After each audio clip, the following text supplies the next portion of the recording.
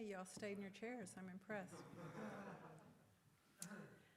Welcome to Tuesday Evenings at the Modern. I'm Terry Thornton, Curator of Education, and I would like to begin by thanking our sponsor, Glass Tire, and of course, all of you for making it out or joining us via live stream for tonight's Tuesday Evenings program. The Modern is again happy to collaborate with Fort Worth AIA on a Tuesday evening's lecture in conjunction with the organization's annual Design and Studio Awards. This year we are honored to have Javier Sánchez of JSA architecture firm here to present what he's calling Beyond the Brief. Having graduated from UNAM in Mexico City and earning a master's degree from Columbia University in New York, Javier Sánchez is an outstanding architect devoted to the architectural legacy of Mexico City and the education of those coming up in the profession of architecture and design. Javier founded the Mexico City-based architectural practice of JSA in 1996 with a focus on what the firm refers to as projects of, quote, urban acupuncture and the recovery of a national architectural heritage. In addition, Javier lectures at various universities while being a graduate professor at the Washington State University in Seattle, Washington, and Higher Institute of Architecture and Design in Chihuahua, Mexico. Such passion, devotion, and proficiency has resulted in more than 80 national and international awards and accolades, including a Golden Lion at the 2006 Architecture Venice Biennale and the 2020 Gold Medal of the Mexican National Architecture Biennale, specifically in that case for his work on the Juan Soriano Museum. Soriano Museum, all of which points to our good fortune of having Javier here tonight for this special Tuesday evening presentation. So if you would, join me in welcoming Javier Sánchez.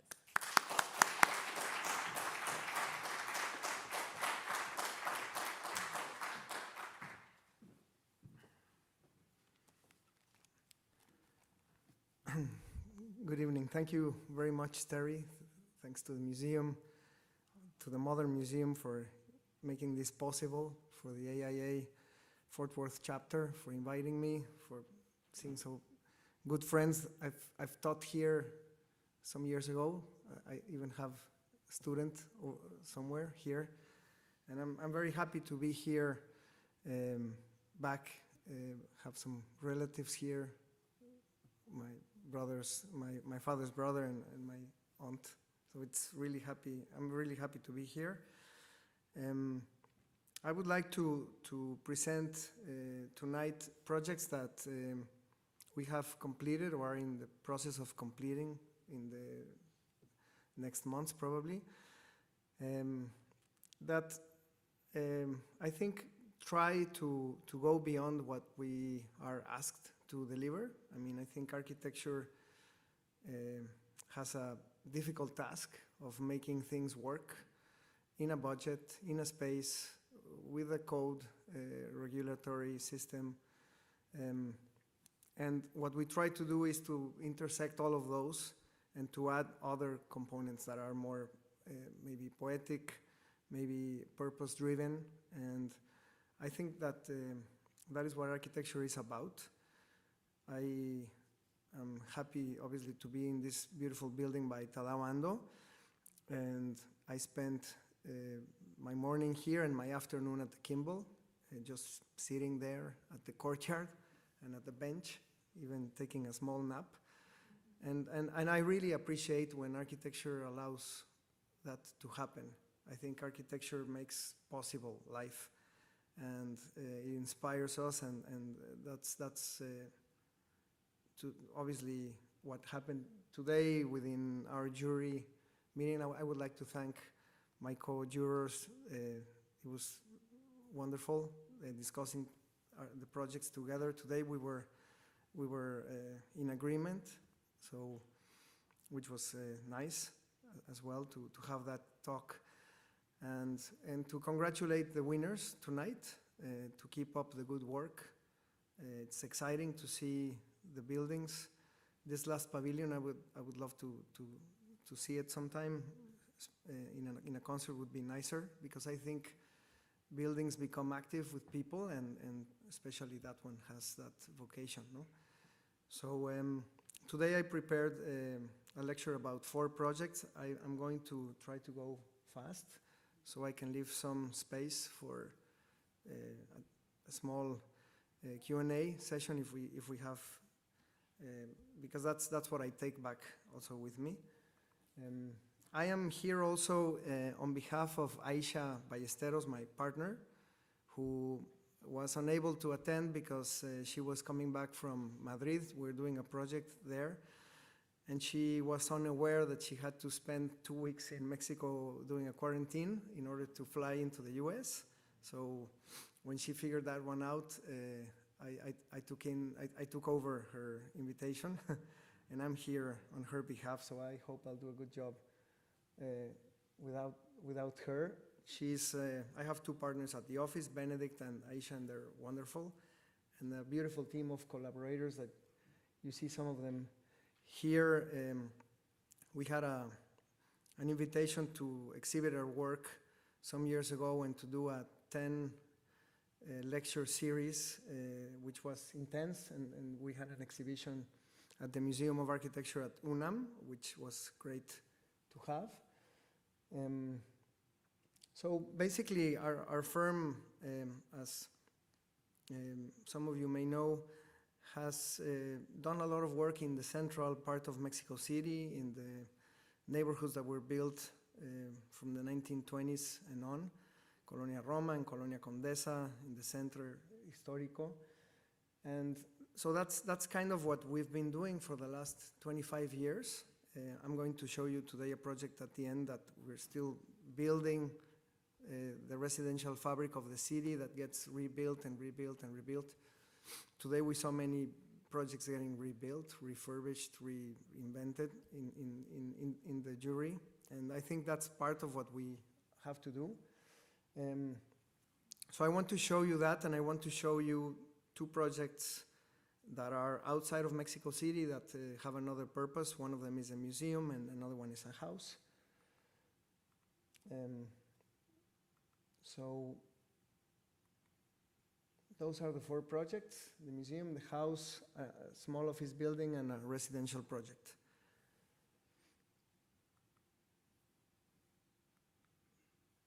Okay, so talking about the museum, I was telling you today how I enjoyed being at the Kimball, just enjoying the space without really entering the building, and I think that's something that Khan accomplished in a very generous portico that he gave towards the city.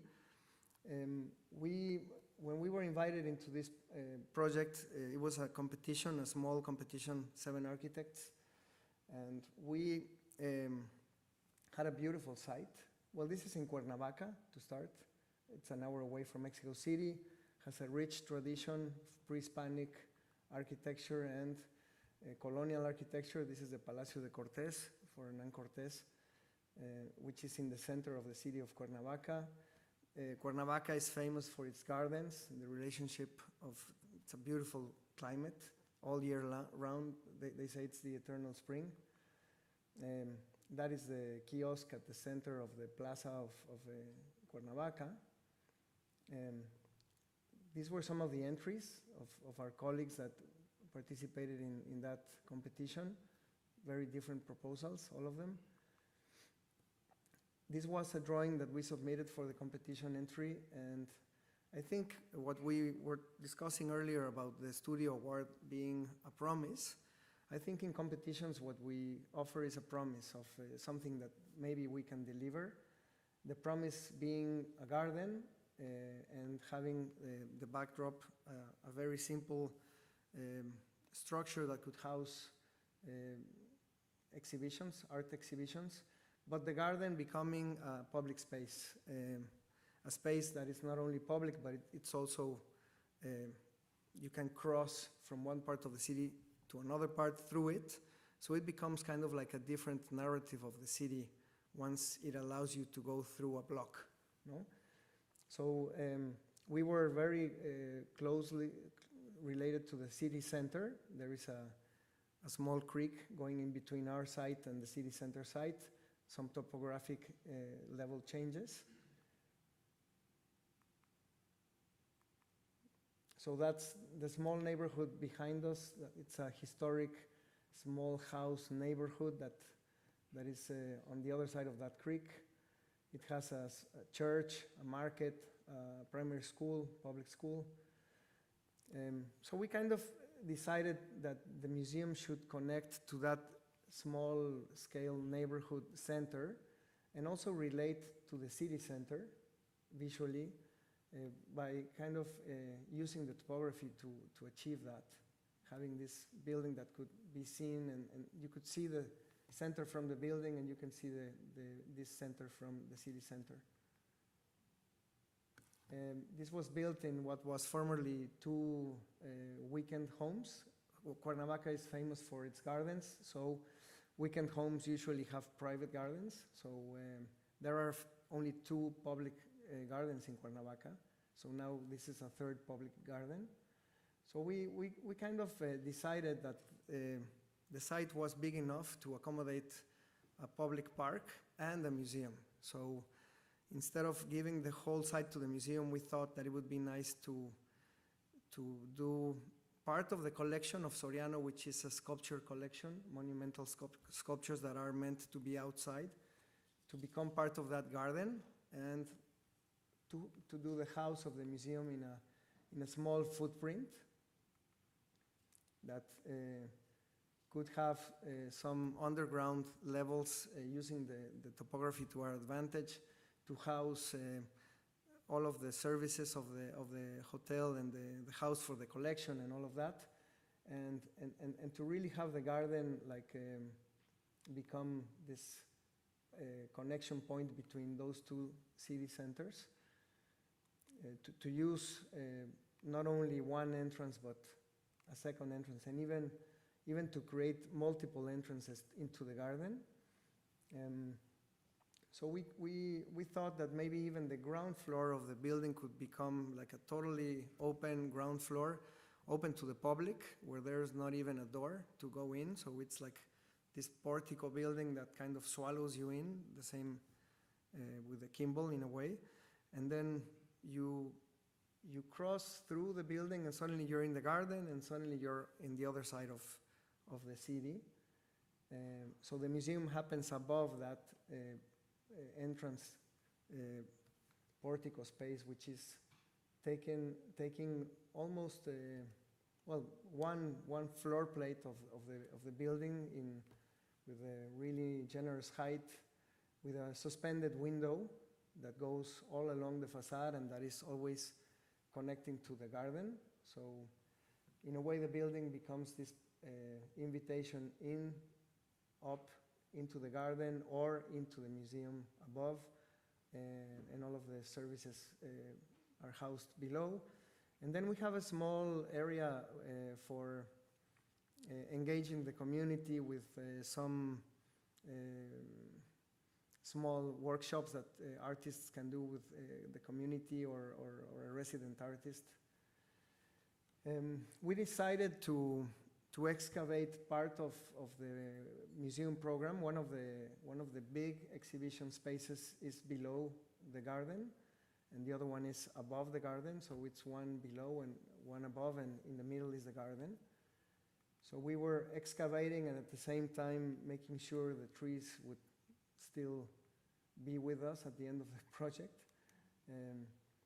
And this is part of the construction process that I like to show this because the building had to be built first, the structure, and then the facade was suspended because it's wrapping around and going all the way sideways to the garden. So you kind of feel that this white box is floating into the side, but more important than that is the connection that it creates at the level of the garden between the inside and the outside of the space.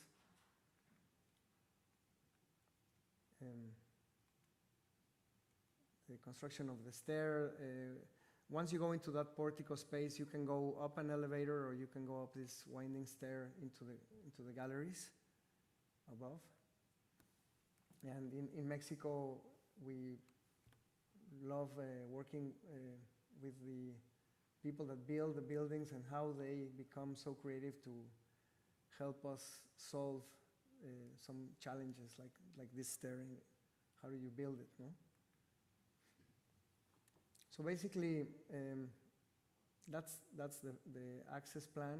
It's an open public space with a library, a store, museum store, the vestibule, and the stair, and then the sculpture garden, and then there is the underground gallery that has a fountain on top of it, and then the workshops for the community, the exit to the other neighborhood.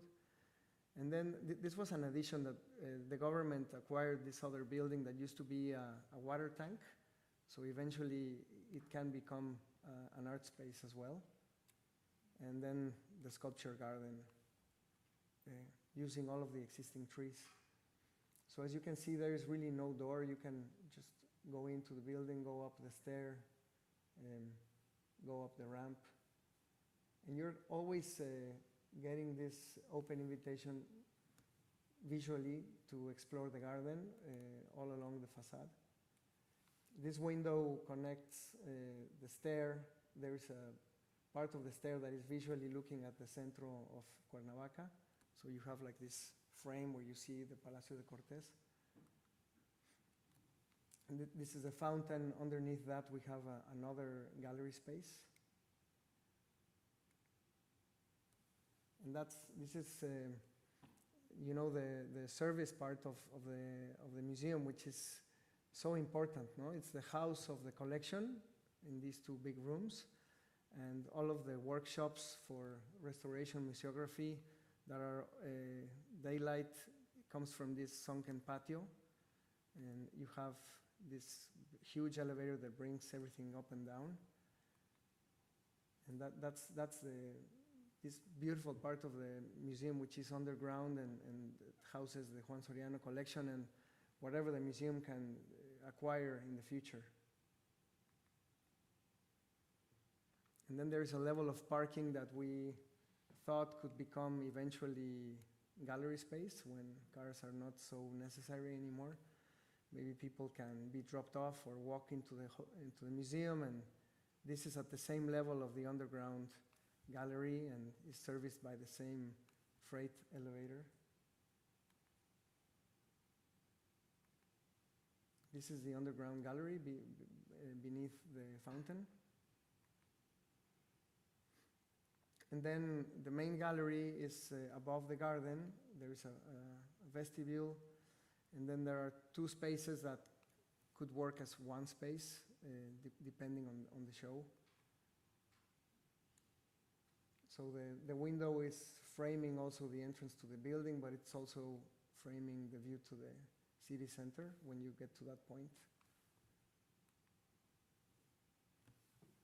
And then the sculpture garden, it's a place that we really saw it as a connection to the primary school, to the market, to the church, becoming like this place where you have church, market, school, and museum, no?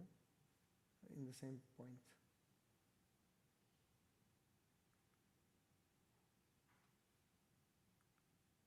That's the library within the space, which is a public library of arts.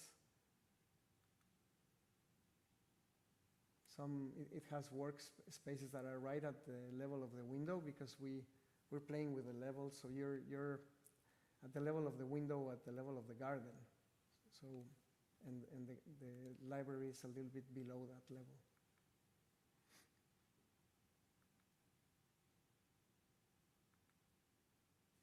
So the main gallery has the possibility of blocking out completely daylight or opening up as much as we want.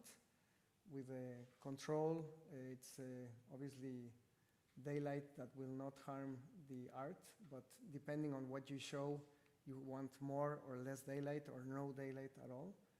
So we designed this system to be controlled automatically. Each one of these can be closed off or closed a little bit, or so it's like from black to white.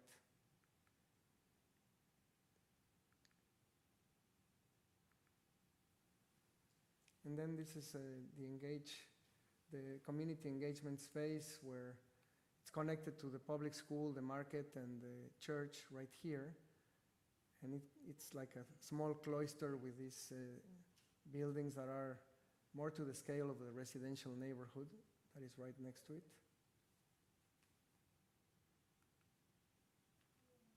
And then the space is obviously taken over by people. Today we were saying how much of the space of those gardens are really used in museums. I think at least here with this climate, it's used a lot. It becomes like the spot, and it's like another garden of the city, no?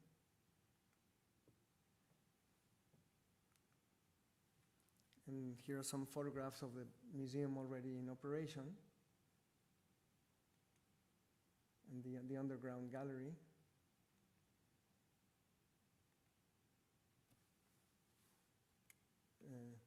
The suspended facade and the relationship between the library or the store or the entrance vestibule to the garden.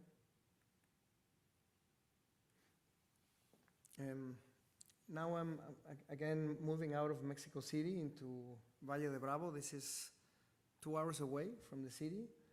It's a project, it's 90 miles out. All of this is, that there is a really important dam here, and it's connected to the Cutzamala system that serves water into Mexico City. So water is pumped up from this point into Mexico City every day, and this is connected to a watershed. So the house is close to Valle de Bravo and to that lake town, but it's in the mountain. And it has a direct view across to the volcano, to the Xinanteca volcano, which is beautiful because we have the east sun coming and the west sun, and from the house you see there's a literal connection to the volcano.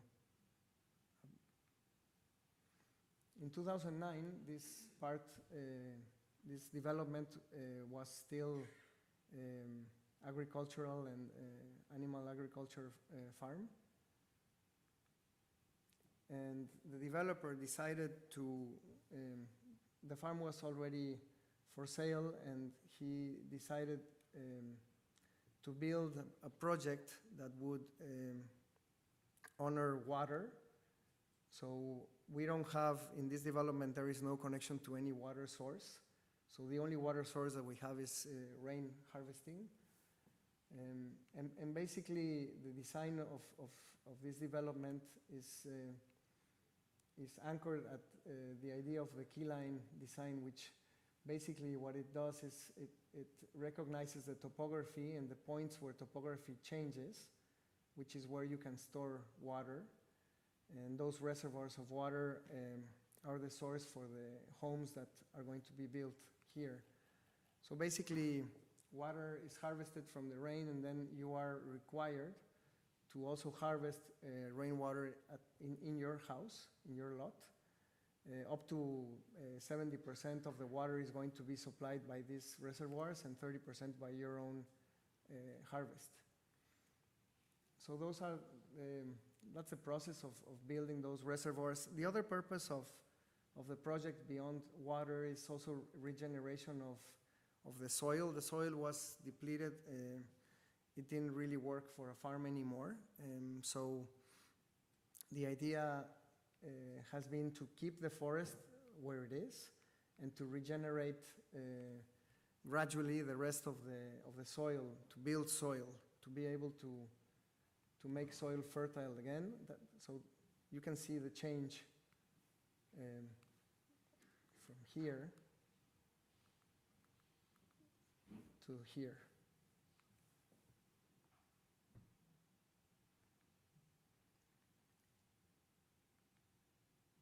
I had the opportunity with my family to buy a lot here in 2016. I was very interested in the purpose of this project becoming regenerative and the rain harvesting and all of that. And I have always been intrigued by the way cabins are built in the US, the way you build with wood. We don't do that. In Mexico, we build with masonry. And I have very close friends here in the US. One of them is Rob Hutchison from Seattle. He's one of my really close friends. And he's been teaching in Mexico City, a studio, for the last 12 years, so we met there. And he was always talking about Mexico and Mexico and Mexico, and I was going to Seattle to teach with him, and we built this really strong relationship. And at some point, I was teaching in Seattle for a quarter, and I had this task of designing this house, and I invited Rob into the design. So Rob and me were the designers, and my wife was the client, which was a really fun relationship, actually. Whenever things got rough, I would say Rob didn't want to change things. And whenever I wanted to change something, I would say that Lorena wanted to change things. So we really had a good time. And here you can see the initial proposals of the 3 buildings we ended up building. This was the idea for the cabin, or for the house. We wanted to build a bathhouse in honor of the relationship between man and water, man and bath. So that's why I was so intense today with bathrooms. And at some point, we only were going to do these 2 buildings, and Lorena wanted another bedroom, so we ended up accepting an independent structure that was going to be a studio for me to work, but it became a bedroom. And it's funny because Rob is always editing that photograph, taking the bed out, making it look more like an architecture studio than a real bedroom, no? And the original design had a couple of skylights on the edges, and all of that evolved. And it's a little bit going back to this idea of the promise, no? What is a promise? What is a concept, and how does the concept mature, and how does it become architecture and get built? And what do you lose on the way from one point to the other, no? And what do you add? And here I also wanted the house to be 100% sufficient in terms of water, so we built a small reservoir that, this is a 2.5 acre site. So whatever rain falls into this site is conducted through the keyline design system into this reservoir. And from there, it's processed, and it becomes part of the system of the house. So this is already so that's a 2.5 acre site. Goes a little bit beyond. This is the cabin, the bathhouse, the studio, the reservoir, and the machine room, which is a basement that has a PV photovoltaic panels roof that also all of the water that is harvested from the roofs of the 3 buildings goes into the pond. The water that is harvested here goes into the machine room, and the water from all of the site eventually comes into this pond. This is a small agriculture experiment that we're working on.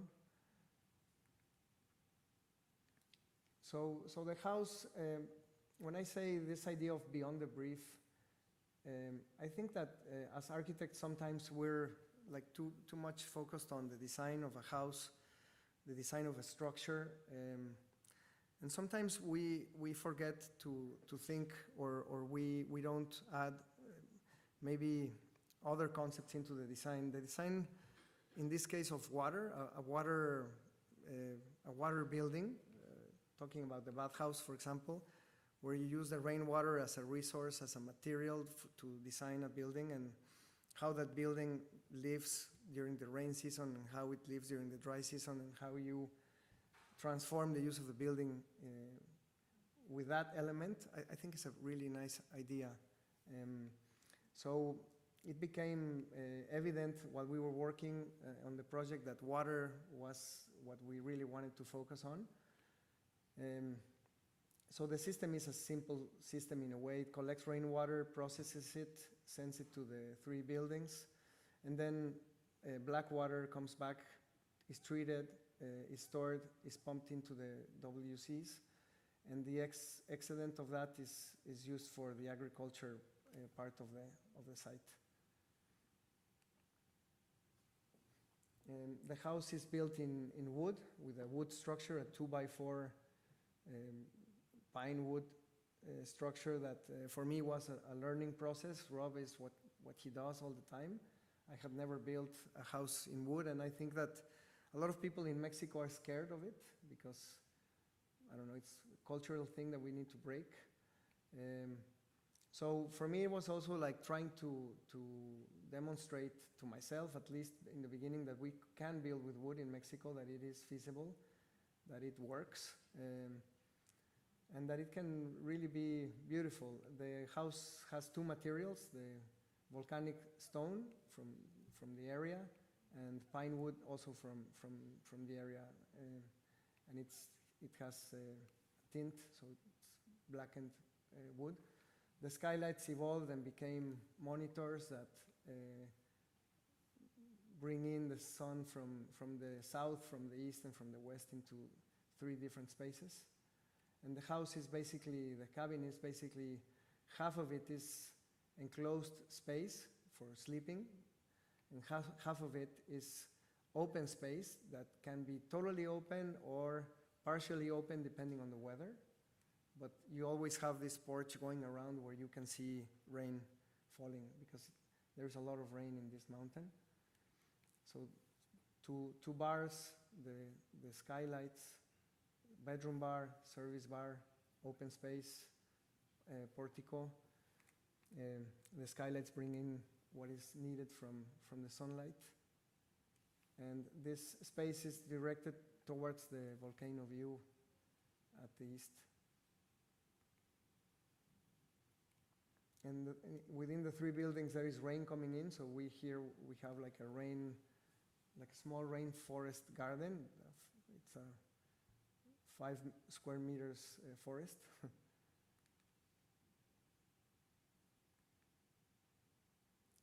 The bedrooms are all plywood, pine plywood.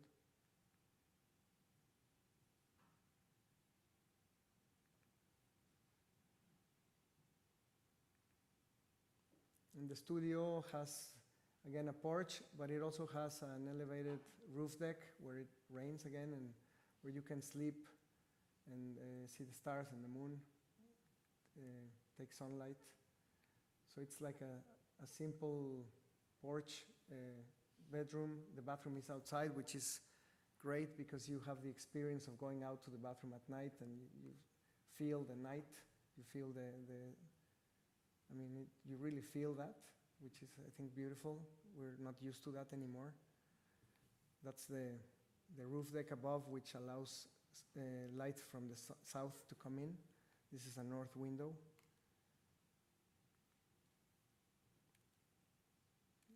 It's actually a bedroom, even though Rob doesn't like that.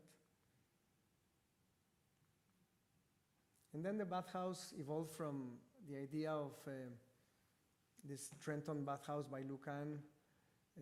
Eventually got acquainted with Tempietto in Rome, and Rob's passion for temples, for Roman temples. So we ended up doing a circular building that has light coming in from the 4 skylights, and that has a central fountain that becomes a bathtub in the dry season and a fountain in the rainy season. So it's a simple plan with a bathroom, sauna, an interior therm that can be heated or not, or cold, and a steam room. So this is a section through the therm, which is an interior bathtub that when it's raining, when it's rainy season, you don't want to heat the water here because it gets cold all the time, no? So we heat the water and we go into this room, which reminds you of the therms in Rome. And during the rainy season, the fountain is overflowing all the time, and all of this water is going into the pond. It becomes a real spectacle to be there when it's raining.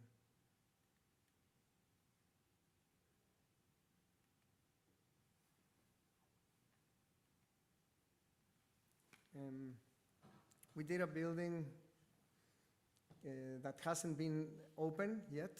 We finished it right at March 2020 or something like that. So it's an office building that is soon to be used, I hope. It's a very small building actually, and I think it makes all sense to use it as an office building today, even in spite of the changes in office culture maybe. It was a competition again, and this is a representation of an organism that groups social responsibility enterprises, big industries that have a social responsibility purpose to them. So it's like their home, no? So they gather their affiliates here and they use the space for events. So it's more like, I would say, like a small embassy in a way. And our proposal was to divide the program into 2 buildings that could be made out of concrete, and to have a central courtyard that could allow for a really nice experience, making the buildings really slim so it could have enough daylight to be able to work through the day. So it's in a very dense neighborhood called Escandon, where there are maybe some small courtyards. Every building has some of them that you can see everywhere on this photograph. So we wanted to make like a bigger courtyard, and that would be like, again, this idea of how do we add something to the program brief that we were given. We added this courtyard that really becomes the center of the project, no? So these are some of the ideas that we presented when we did the competition. A small cafeteria in the middle of the garden with a connection bridge on the ground level. Some of the things we were dealing with. How some of the drawings evolve from what you present on a competition that are maybe still raw drawings, again, that promise, and how it begins to evolve as the project matures.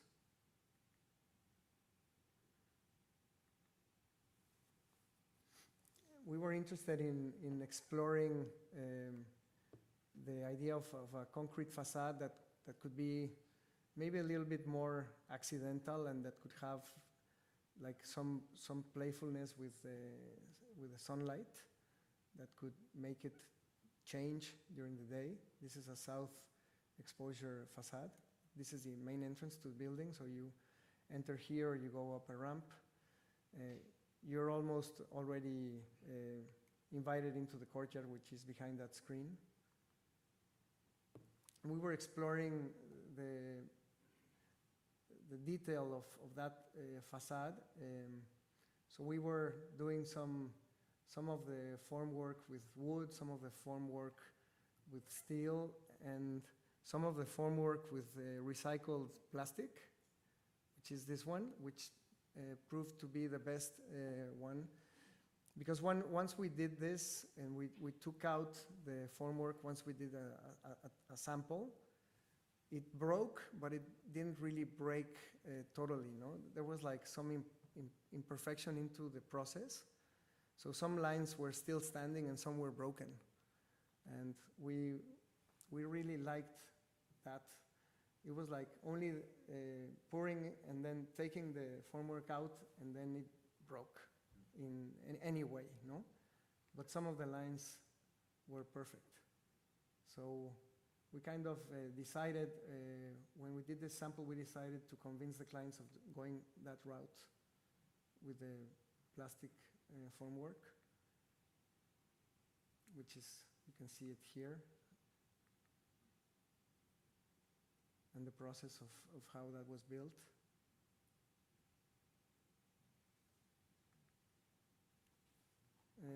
They were really interested in having so much parking. There was nothing to do about that. But we were really interested in the courtyard. So I guess those are the battles, that some of the negotiations that happen. So we believe this is what really makes, obviously, the space alive and allows people to feel at home when they go to work in an ambience that is almost like a house, no?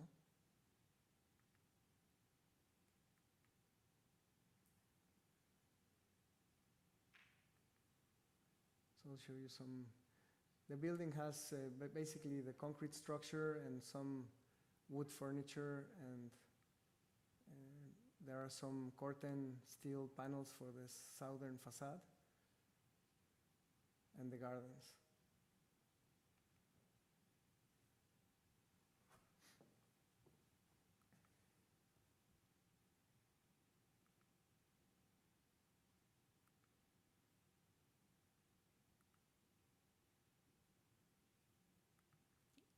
This was all built on donations from their affiliates, most of it, at least half of it. So we were also asked all the time to use whatever was given to them, and I mean, we were sorting that out.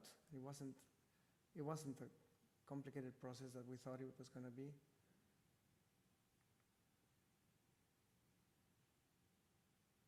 So that's my partner, that's Benedict, actually.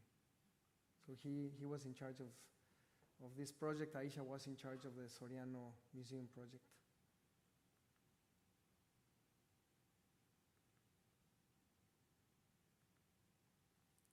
And so I was telling that we've been working with Mexico City, the residential neighborhoods of Mexico City for 25 years now. And it's funny because I began when doing this in 1996, and I think this part of my work is going to end in 2021, because most of these projects have been developed and designed by us as an architecture and design and development firm, which is tricky, to say the least. When you're a developer and you're the architect, everything is so complicated sometimes. So the good thing is that we've been able to do almost whatever we want, but the bad thing is that we also have to live with those decisions, no?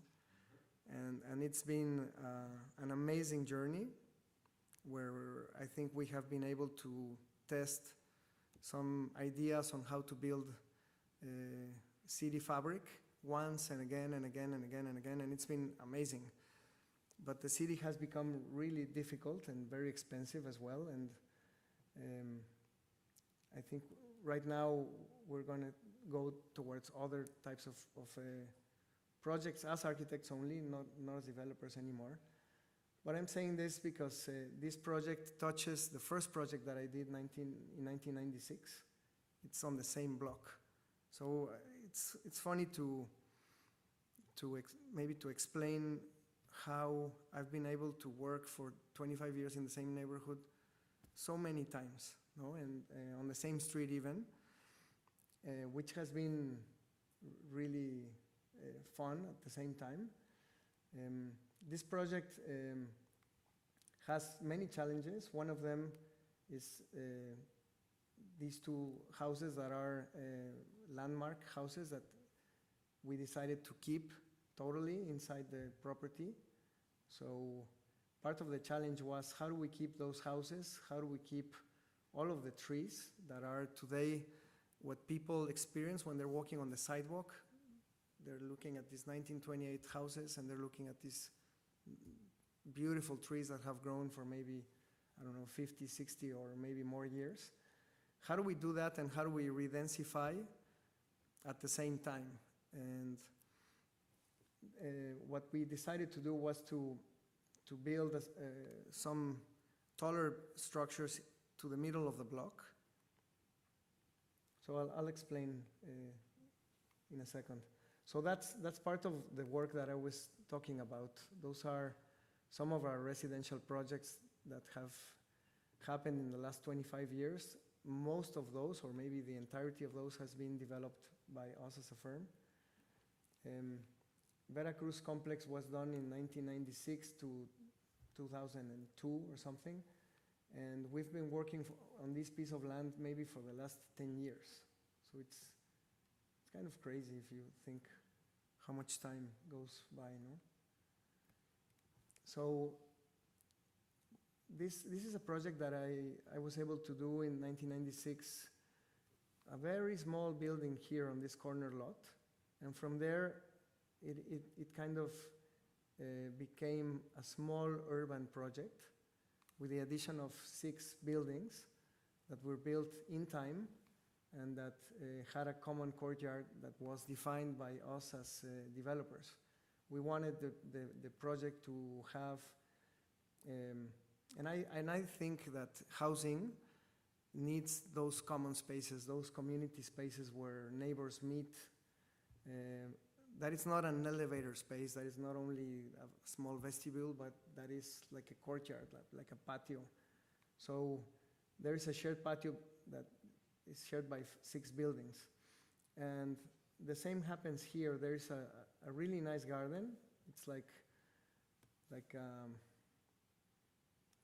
2,000 square meter garden, which is really big garden that is shared by all of these residents here. And the trees that we kept were part of that project.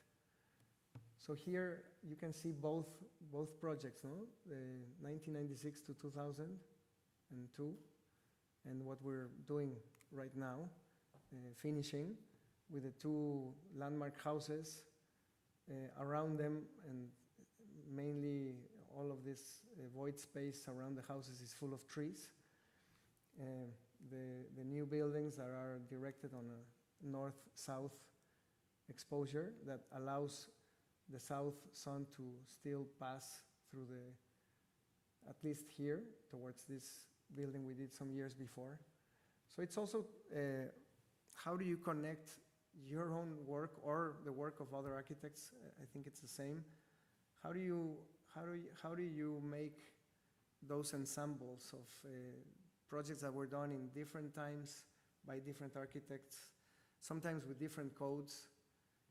And I think what creates that is the common spaces, the patios, the interior courtyards. That's what allows all of those buildings to be together, no? So this was the first project I did 25 years ago, and that's Veracruz complex with the courtyard and some typologies that we were working with, duplex and 2-level and 3-story homes, integrating some landmark houses into it, opening up this void towards the house to create this relationship. And then the new project that is mainly about keeping all of this front untouched and building on the back of the lot. This is a sketch we did where we were having fun with the idea of, you know, this like really strong, rigid project, referencing Master Mies.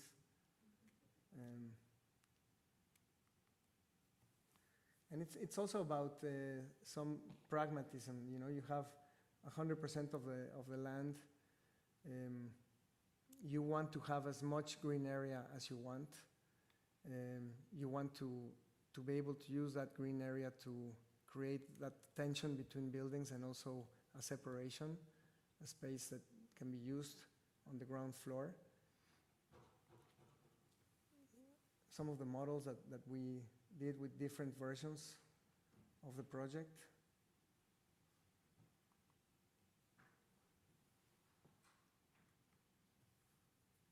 And this is in the process. We still don't have the best photographs, and I think this one I like because it talks about Mexico City, how it's built, how you have suddenly like lower height buildings, and suddenly you have like this tall machine room from the phone company, for example, or tall buildings next to smaller houses. And Mexico City is about that, no? It's been built in different times with different codes, and I think it's amazing that it's not an homogeneous landscape where you have maybe 6-story buildings all along, but it's more like varying, and it allows, but it also is a problem for integrating with other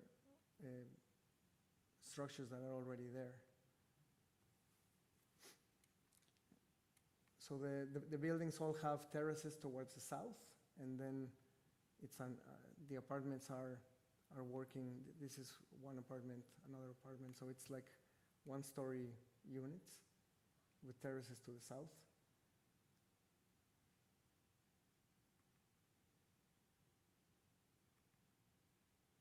This is the ground floor, which I always say that something important in taller buildings is the ground floor.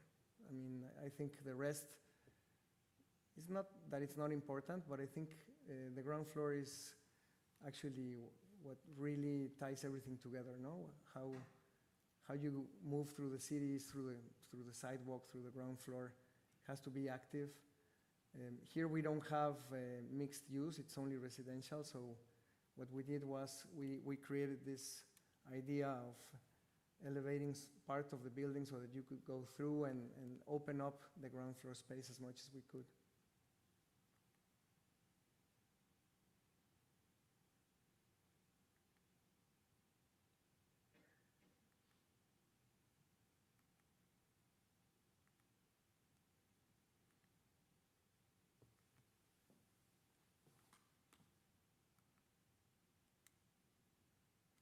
So that's kind of like the experience of the street, no? You almost don't see the buildings. It's tough to see them from the sidewalk, actually. It's like a collage, no, of different structures. Thank you.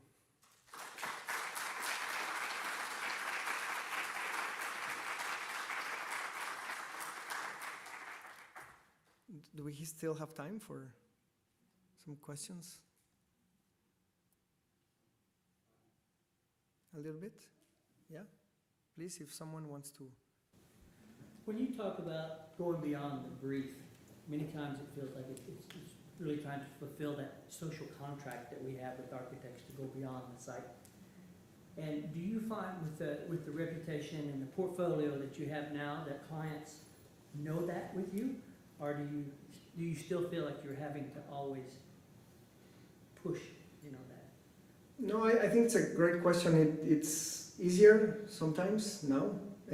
We've had experiences where some of those open spaces have been closed after we finish the buildings.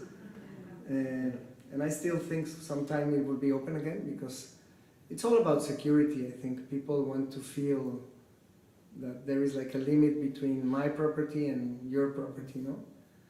And talking about, for example, the museum, we won the competition, and the client was really convinced about the idea of opening up the garden to the city, until when we were about to open, we were asked to design the door for the building, no? And we were like, come on, it doesn't have a door, it's open. And we think that if it's, obviously the art is safe, there is a door obviously there, but to go through the garden, why can't it be public? Why can't it be open? And we came to a negotiation where they would open it up a little bit later every, I don't know, 2 or 3 months and see how it worked. And it's open, and it's been, I don't know, maybe 5 years now. I'm actually going to the opening of an exhibition on Thursday, and I want to see how that is working. But I think it's easier. Right now the challenge, I think, is to convince clients to use less resources, no? To make buildings more efficient. And not only because it's obviously what we have to do, but because sometimes that's going to save them so much in the future, no? Like if you think of, I don't know, in some climates, at least in Mexico, I was saying earlier that we don't need air conditioning in Mexico City or in Cuernavaca, no? What we need is shade, and what we need is like an in-between space that is deep enough so that the interior is cool. So do you spend that money on that terrace or portico, or do you spend it on an air conditioning system? No, you're gonna spend it anyway. In some climates, I think there are opportunities for that, and we're trying to push the clients to go beyond what they ask us. And I think that's what we really need to do. I think when a project is, I was going to say earlier that I was able to visit an Álvaro Siza museum in Santiago de Compostela in Spain, and I was looking for the building, and it was in the middle of this park, and suddenly I crossed the park and I never saw the building. And then I asked and I came back, no? But the building kind of disappeared in the park. And I think that's really beautiful. It's how buildings tend to just be there, but it's not like they're right on top of you. And I think creating that space in between is really important.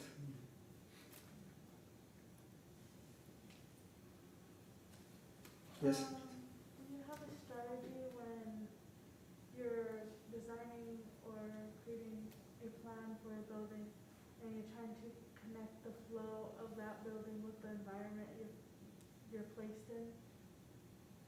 You mean with the flow of the Like, say, climate, or? in Mexico City, the architectural significance of most of the buildings there and the designs of all those buildings, do you have a strategy of making sure that it's unique, but it doesn't necessarily clash to the point where it doesn't fit? I think that talking about Mexico City, there are some neighborhoods in Mexico City where you have more opportunities to explore architecturally and to propose. It's more like a laboratory. I would think that Colonia Condesa, which is where we have worked a lot, opens up that door for architects. First of all, as I was saying, it's not homogeneous, so you have different kinds of structures built, different heights, so that allows already for projects to kind of have their own rules. But there are other parts of Mexico City, like Coyoacán, for example, or San Angel, where there is a very, very restrictive archaeological committee that doesn't allow you to do anything. I mean, you have to do, almost exaggerating a little bit, but from this manual, choose a window, choose a color, choose. And before I would be like complaining about that, but I think that today I don't really give importance to that, because I think if you can work behind the facade and build this amazing experience, the narrative of the space. Right now we're about to work with a client in Coyoacán, and I invited Rob again, and we went to visit the house that is in the site, and the facade is nice. It's a good facade, and we told the client, what about we keep this facade? What about we keep some of the walls? In order not to go into this discussion of 2 years about a new facade in Coyoacán, let's keep it. And let's work with that. And so I think that it's up to you in a way. No? I tend to think that anonymity is better than standing out, but it all depends. No, depends what you're doing. Sometimes just having buildings be silent and have this continuous strip of fabric is amazing. No.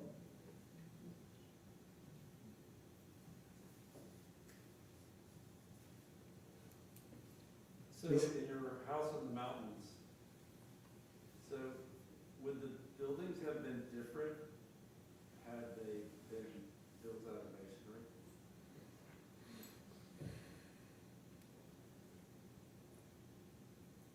Yeah, I definitely think so. Yes, wood has some rules, and masonry has other rules, and I was really interested in building something that really felt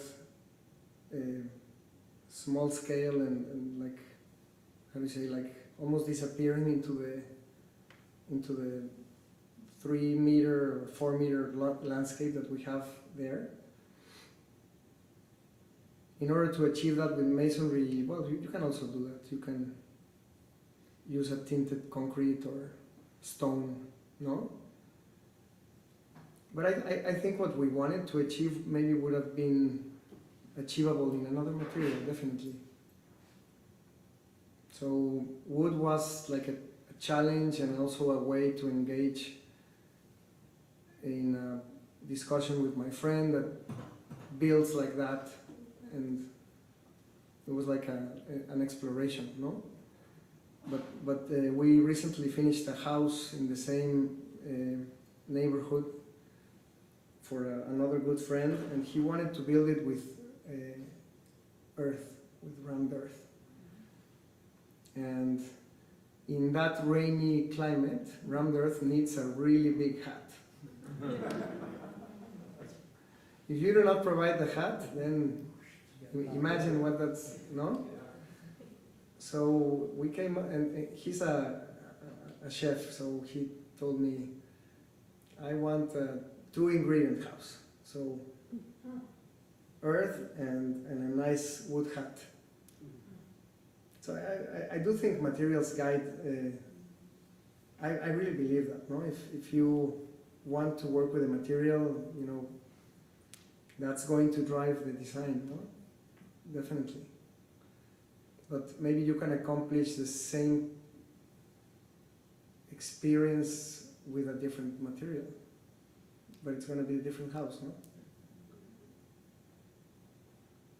So where did the wood or the timber come from? Was it locally? Yeah, it's a pine from it. That pine is exported into the U.S. It's yellow pine. Because we don't really use it a lot for construction, so it's sent over here. And it's a resource that we have. We also have, in that part, we have a lot of earth that can also work, some clay. But we keep on using concrete, no? So, yeah. I think it's beautiful to be able to work with different materials. It's an amazing learning opportunity, no? I just so appreciate the way you take direction, or your firms take decisions that you make from what is given. So, for example, the way you're talking about material, but I don't know, your mention of the dark. Mm-hmm. And using dark, like accommodating it and even sort of reinforcing it, giving it a role to play within the architecture.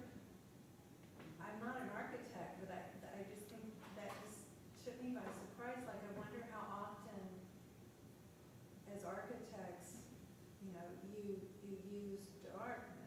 as part of your consideration. I just imagine that, I guess from my perspective as a layperson, I just imagine that architecture is designed with light in mind. Yeah. So that's, It's a great question because how do you make light appear in a dark building? No, that's maybe what you're saying. No, but I also think dark buildings like the Black House allow for a total vision to the outside because it kind of makes the frame disappear.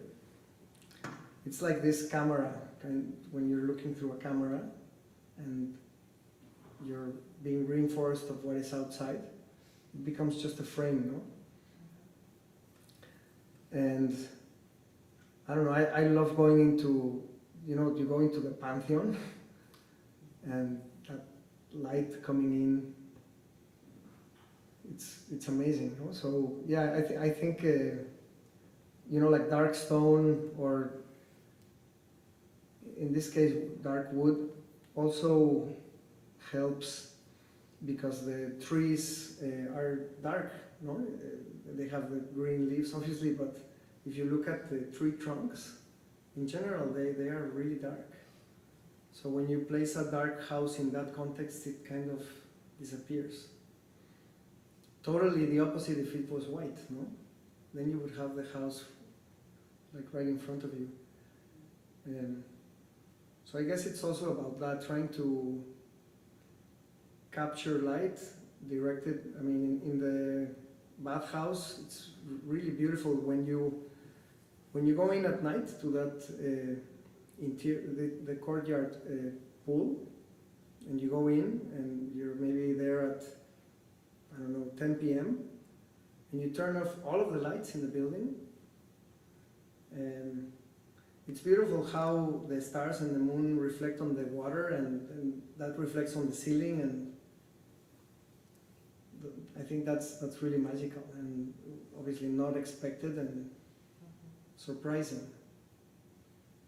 yeah, just in that when you mentioned like the fear of darkness, or, I mean, that's what I thought about, is that we've been trained to fear darkness, and Sure. the way you set up that home is that you've given, the architecture allows, because of the separation of the structures, allows for experiencing darkness. Mm-hmm. And so often with architecture, we talk about experiencing light within the architecture, but that building exists at night as well, so. It's a material, no? I think a heavy material, no? Darkness. Yeah, that's really nice. There is this book, In Praise of Shadows, that is an amazing book. And he's talking about the bathroom and how the experience of going outside to the bathroom and feeling the night, and it's amazing, no? It's beautiful.